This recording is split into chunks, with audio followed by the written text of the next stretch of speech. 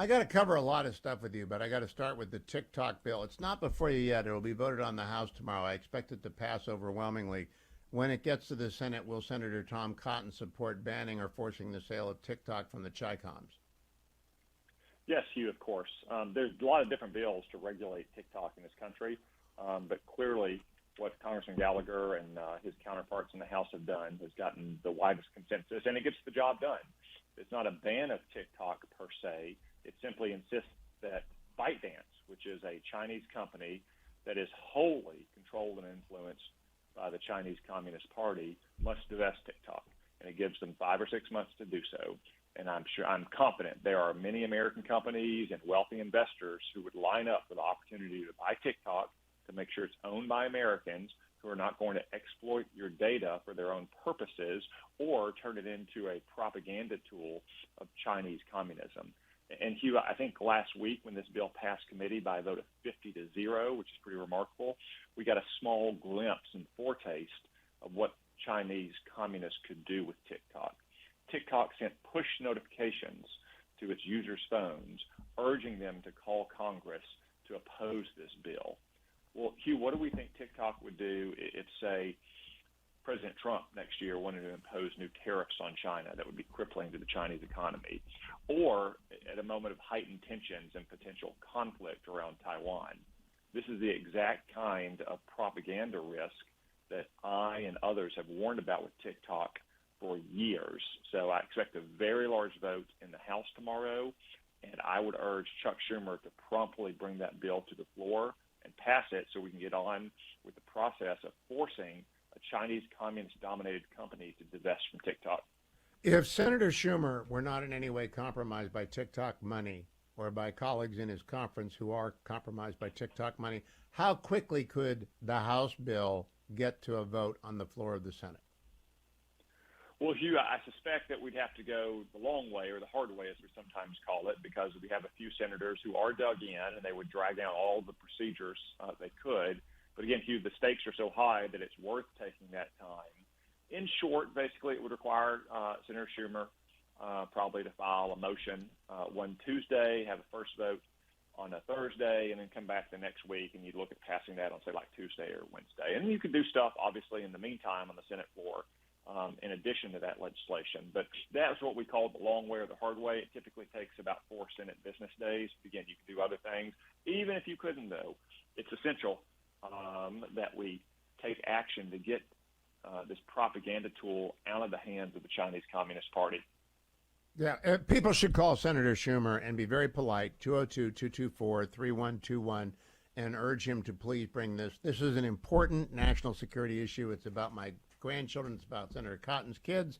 I do not want them growing up in a world addicted to the TikTok run by the Chi-Coms. It's just, I can't even believe we haven't done this. And, well, I mean, TikTok has an army of lobbyists and lawyers that are trying to muddy the waters or, again, using push notifications to urge its users to call Congress and oppose the legislation, which I have to say is one of the worst own goals I've seen in advocacy work in my 10 years in the Congress, because, again, all it did was highlight the potential for TikTok to be manipulated by Chinese communists.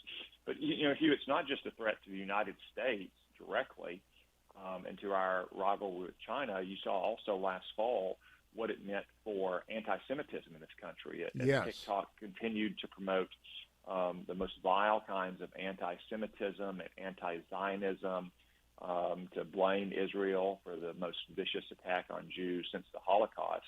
I suspect Chuck Schumer is personally aggrieved by what TikTok did last fall with Israel. I also suspect he has a lot of voters and supporters in New York State who would be urging him to bring this bill promptly to the floor, because we don't want to continue to let Chinese communists infiltrate our country with anti-Semitic filth that is designed to divide and inflame American opinion.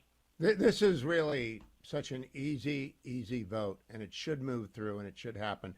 Now, Senator, I want to go back 5 days to the State of the Union. I did not see you in any of the panning shots. Were you in the chamber? I was, Hugh. I was there. I said to a colleague next to me as soon as Joe Biden started, one, why is he yelling? Ha!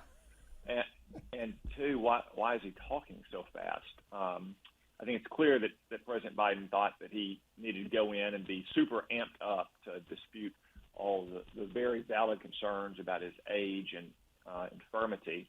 I also think that the Democratic Party had kind of put on its game plan to turn it into a campaign rally. I've never seen one side chanting 4 more years or cheering for the most mundane line. That probably the White House told the House Democrats that the president needs the room to be full of energy to make it through the night.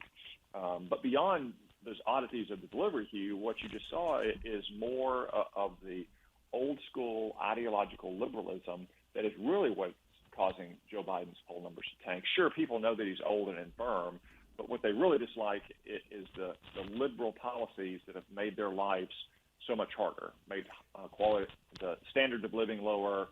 They've brought more crime in this country, opened our borders, made American disrespected in the world. And you just heard more of that at the State of the Union, in addition to a lot of blame shifting for his own problems. This morning in news items from John Ellis, I found this extraordinary bit.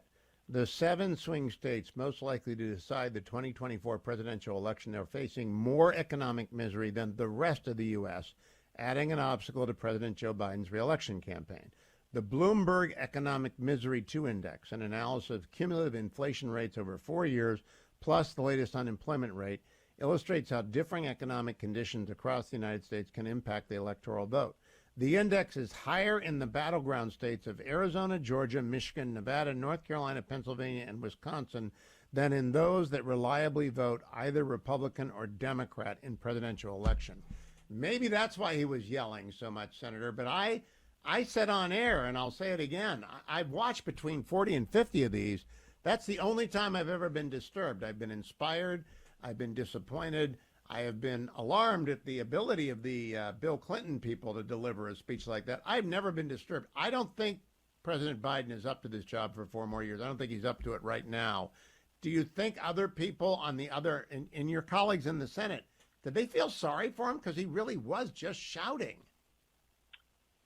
I can't speak for the Democrats, but I would say that most Republicans feel sorry for the American people, having lived through 3 years of Joe Biden's presidency with another 9 months ahead of us. Because, again, it's not just his age and infirmity, it's the failures of his liberal policies that have caused him to be so unpopular. And I know all the talking heads on CNN and MSNBC and the New York Times were celebrating the fiery Joe Biden out of that speech the other night.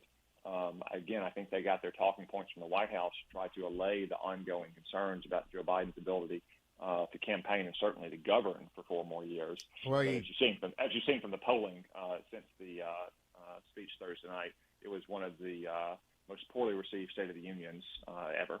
Yeah, and he's relapsed into terrible campaigning mode, as we saw yesterday in New Hampshire. Well, yeah, he in an impromptu moment, he acknowledged that Laken Riley's killer was an illegal, even though he referred to her as Lincoln Riley, the USC football coach.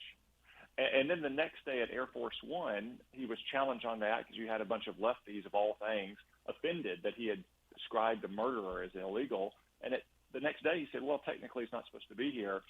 And then the next day after that, after what I assume was a 5-alarm fire in the White House and all the progressive young staffers with their hair on fire about it, he had to go have a sit-down interview with MSNBC to officially apologize to a heinous, brutal murderer for calling him an illegal. If there was ever a moment to show how Joe Biden is dragged around by the nose by the progressive left, that's the moment. When he apologized to an illegal for calling him illegal, even though he's a brutal murderer, versus Donald Trump meeting with that victim's family and promising to get them justice.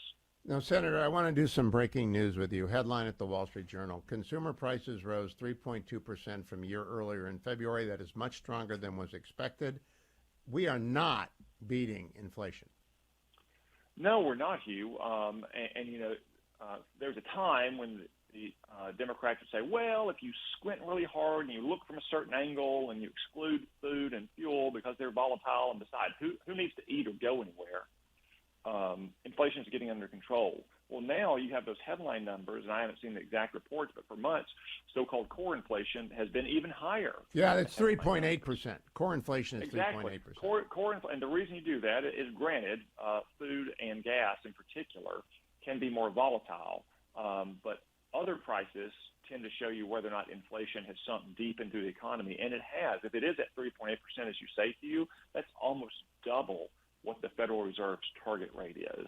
Yet you have all these Democrats still demanding that interest rates come down, not because they think inflation is beaten, but because they want it to help Joe Biden's election. It just goes to show how badly Joe Biden's policies have failed the American people, that in year 4, after they unleashed inflation with their spending binge in year 1, you still have an inflation that is almost double the Federal Reserve's target rate.